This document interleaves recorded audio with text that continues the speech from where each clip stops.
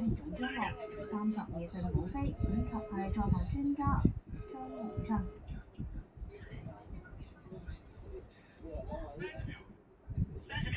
講到發射場天氣平穩係滿足發射氣象條件，溫度係攝氏4度左右，地面風速同埋係高空風速都較少，太空環境較好，氣象對發射活動係冇不利影響，適合發射。5、4、3、2、1。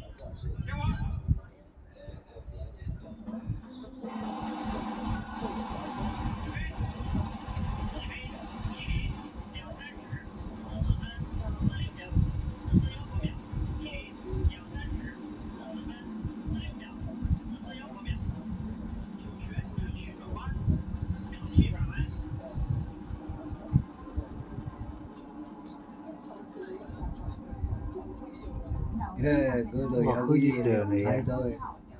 搭載神舟21號嘅長征2號 F 型火箭係喺個月亮嗰度過啫。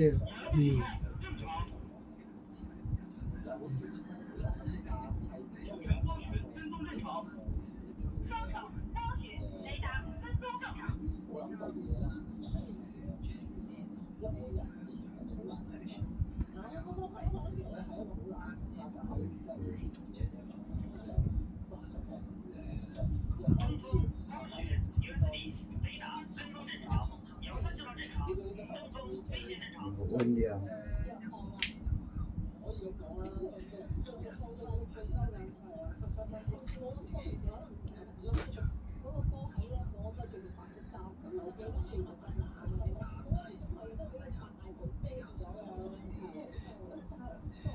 啱啱亦都聽到啊，雷達同其他所有嘅系統暫時都係正常嘅。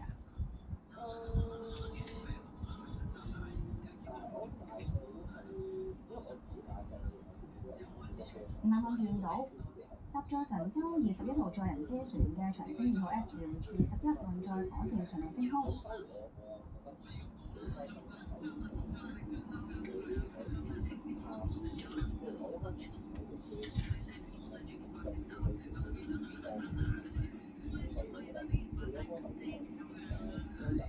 啱啱咧見到火箭咧係冇載，直線垂直向上飛行係轉一個彎，呢個動作係叫做程序轉彎，主要係沿住地球嘅傾斜度嚟飛行，節省火箭燃料。之後咧，火箭仲將會有多次分離嘅動作，速度咧係會越嚟越大。但啱啱咧見到另外一個關鍵動作係已經進行咗，就係逃逸塔分離。而家見到位於火箭頂部嘅逃逸塔係分離咗，代表呢個時候咧係已經距離地面大約係40公里。呢個逃逸塔係火箭嘅逃逸系統，逃逸塔高大約8米，形狀就好似火箭上面嘅避雷針。逃逸塔入面安裝咗3型6台固體燃料發動機。佢係可以係喺火箭起飛前900秒，去到起飛之後160秒呢段時間入面，萬一火箭發生故障，令到火箭同飛船分離，並且將軌道艙同埋返回艙降落喺安全地帶，令到航天員脫險。啱啱逃逸塔分離之後咧，就係助推器分離。見到位於火箭嘅接近底部位置嘅助推器分離。長征2號 F-21運載火箭係有4個助推器，咁亦都會分離㗎。佢兩個睇子嗰個唔識睇字，睇㗎。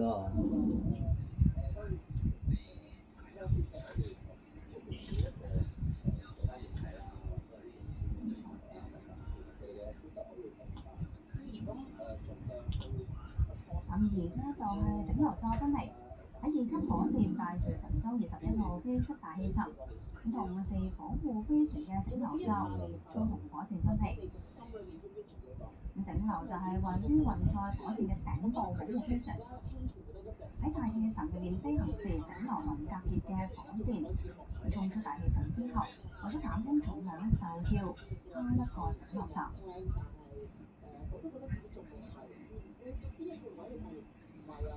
救生控制台解锁，蔚蓝飞船端补完成。东风光学 USB 雷达跟踪正常，遥控信号正常，东风飞行正常。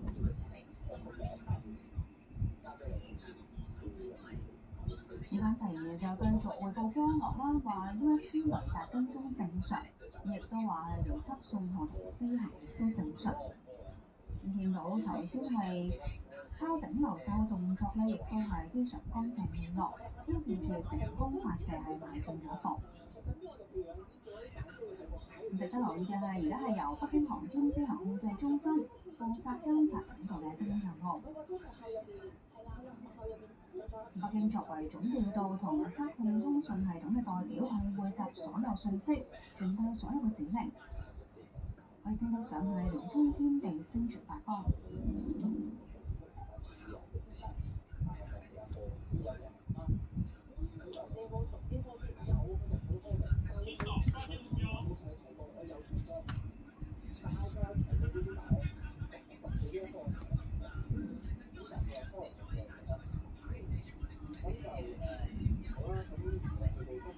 亦都講啦，今次任務係空間站應用同發展階段第6次載人飛行任務，亦都係載人航天工程第37次嘅飛行任務。任務主要目的係同神舟20號乘組完成在軌輪訓，喺空間站駐留大約6個月，開展空間科學同應用工作，實施航天員出艙活動同貨物進出艙，進行空間碎片防護裝置安裝、艙外載荷及係艙外設施設備安裝同維修等任務，開展科普教育、公益活動，以及係空間搭載試驗，持續發揮空間站綜合應用效能。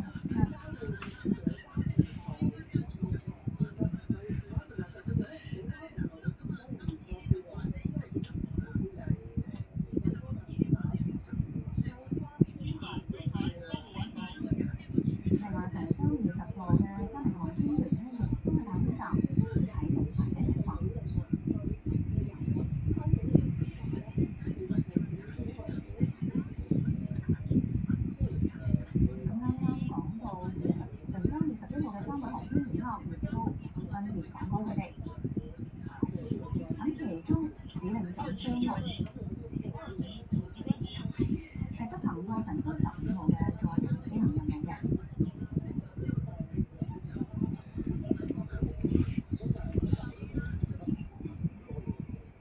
而家畫面見到就係火箭2級發動機主機佢係會關機嘅，船箭組合體稍後就會飛出第2層。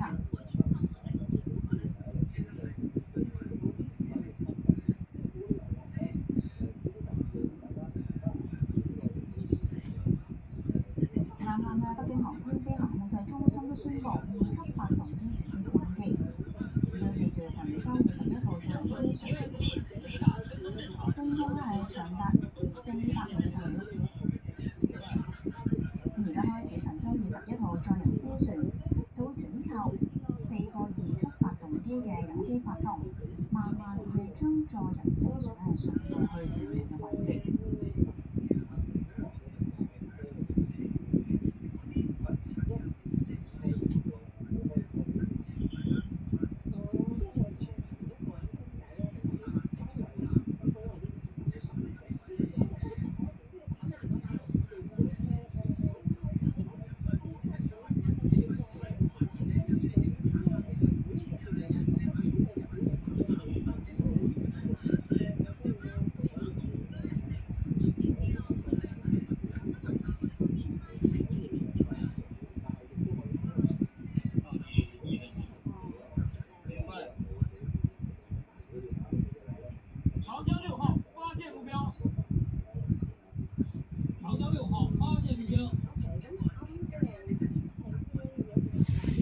項目標什麼目標？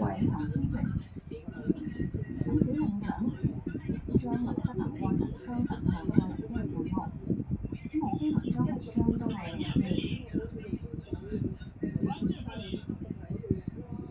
嚟自中國第3批航天員，係第一次執行飛行任務。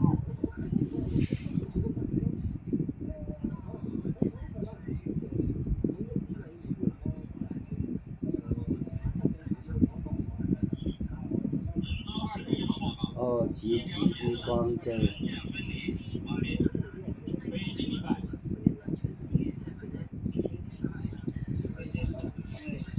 順機婚禮，傳奇婚禮。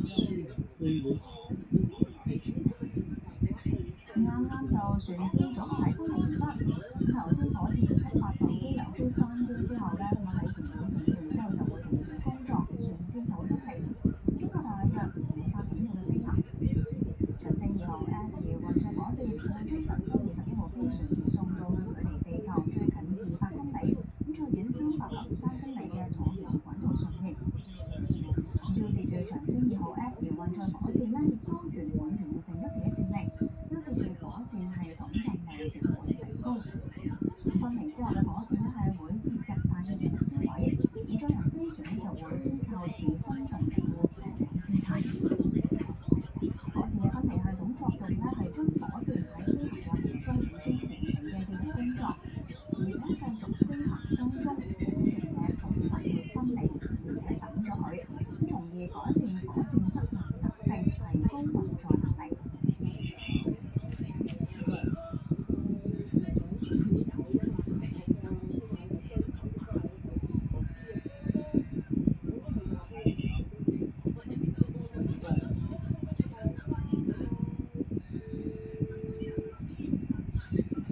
3個航天員呢，繼續喺艙入面呢係翻譯工作手冊，因為佢哋係有啲要同地面配合嘅工作啊，要檢查相關嘅系統係咪正常。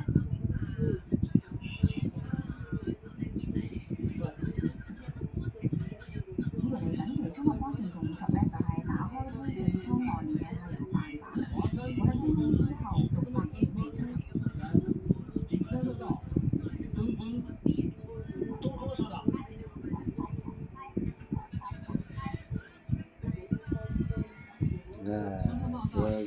才新出來了，傳奇分離。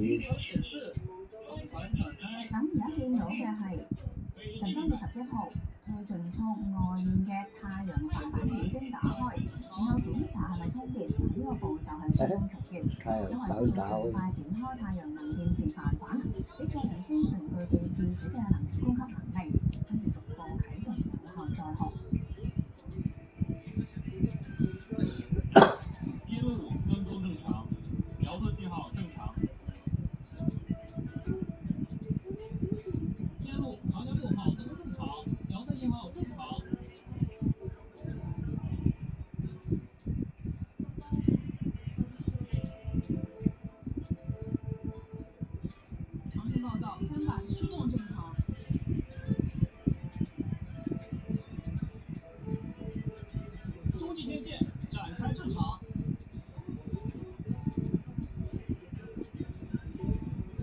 監察人哋嘅報告緊太陽帆板展開正常，天線展開正常。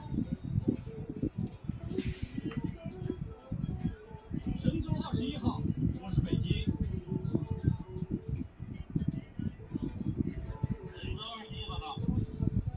通報座艙大氣環境及身體情況。丙3長征6號如軌分數已發出。神舟21號報告。丙3報告。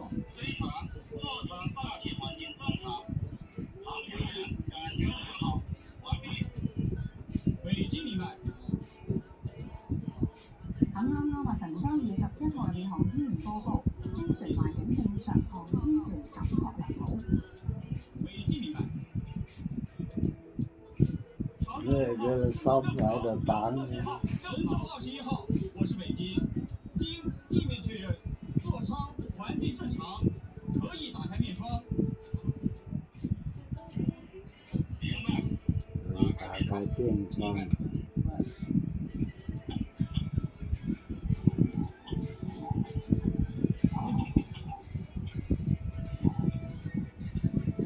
咁見到而家三位航天員打開咗面罩啦。佢打開咗面罩。4号机飞船轨道数据，飞行人员启动，长程，天路温度正常，遥测信號正常。咁神舟21號載人飛船使用嘅係3個半鐘嘅交會對接程序。咁所以確認航天員同飛船嘅狀態之後呢，馬上就會進入下一階段交會對接嘅工作，亦都標誌住發射任務接近完成，而家飛船已經進入咗軌道。然之後就要進行軌道調整同姿態調整，慢慢咁靠近中國太空站。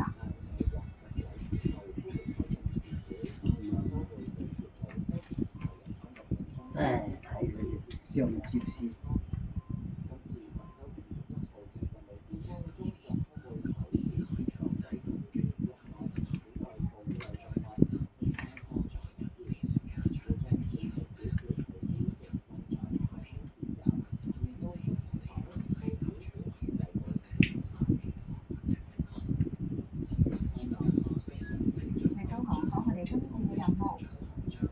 神舟21號航天員乘組在軌期間，將會開展27項科學同應用項目，主要針對空間生命科學同生物技術、航天醫學、空間材料科學、微重力流體物流燃燒等等進行研究。咁其中值得關注嘅係會首次在軌實施國內熱齒類哺乳動物空間科學實驗，咁選用咗2雌2雄嘅4隻小鼠。進行在軌飼養，重點研究失重、密閉空間等呢一啲條件對小鼠行為模式嘅影響。哇！太陽牌先出嚟。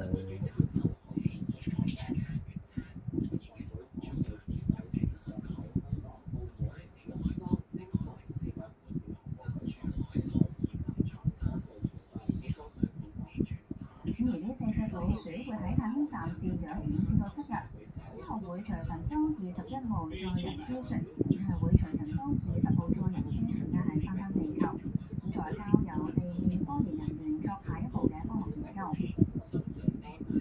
因為老鼠嘅基因組同人類高度相似，所以今次研究有助探索太空環境對哺乳動物嘅影響機制。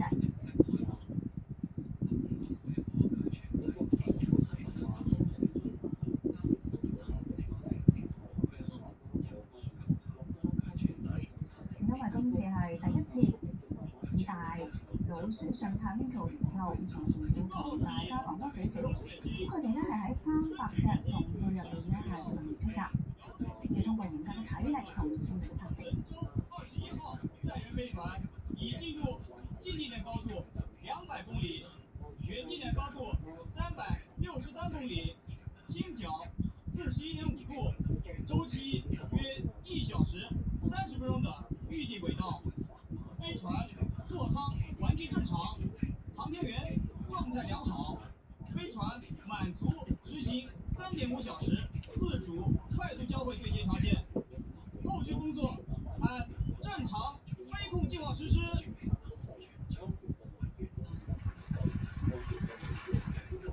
北京數位根數及分离点参数已向各方向发出。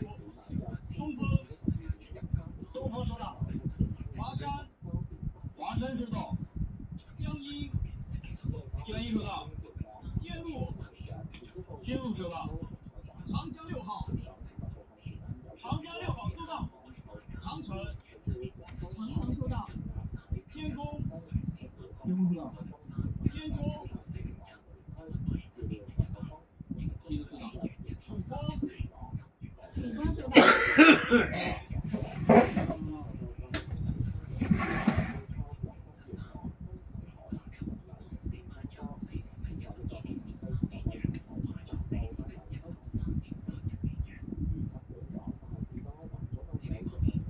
中國酒泉衛星發射中心宣布，根據火箭飛行數據同北京航空飛行控制中心監視計算，長征2號 F221運載火箭從神舟21號飛船準確進入預定軌道，慢慢打開，工作正常，航天員狀態良好，宣布神舟21號發射任務圓滿成功。各位領導，同志們，根據火箭飛行數據及北京航天飛行控制中心監視計算，長征2號 F-21火箭已將神舟21號載人飛船準確送入預定軌道，飛船工作正常。我宣布，神舟21號發射任務取得圓滿成功。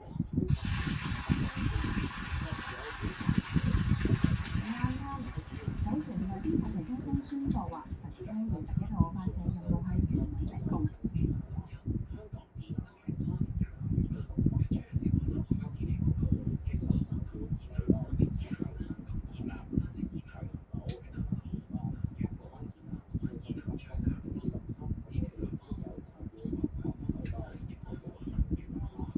各位，神舟21號